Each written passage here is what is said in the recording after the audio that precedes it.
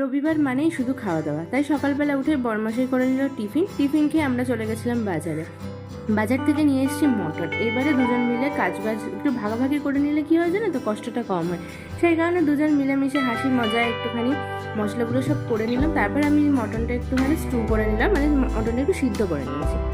এবার বরমশাই শুরু করে দিয়েছে আসল রান্না বান্না। তো দুজন মিলেই কাজকর্মটা করছি, এদিকে বরমশাই কিছুটা কাজ করছে, আমিও করছি। তো বুঝতেই পারছো কি রান্না হচ্ছে মটন বিরিয়ানি। তো রান্না বান্না শেষ করে আমিও জামা কাপড় ধুয়ে বাসনপত্র ধুয়ে স্নান করে এবারে চলে আসলাম পেট পুজো করতে। তো বিরিয়ানিটা কালারটা এক্স্যাক্টলি হয়তো আসেনি, কিন্তু টেস্টটা খুব ভালো এসেছে। মটনের পিসটা দেখো পুরো সুন্দর একদম সিদ্ধ হয়েছে, খেতেও দুর্দান্ত লেগেছে। তো খাওয়া দাওয়া করে দুপুরে একটু ঘুমোলাম, সন্ধ্যাবেলা উঠে আমরা একটু মজিতো পার্টি করলাম, আর সাথে ছিল IPL খেলা। তো একটু খেলা দেখে রাত্রেবেলায় অর্ডার করা হলো চিকেন তন্দুরি, ব্যাস এই দিয়ে ডিনার করে নিলাম।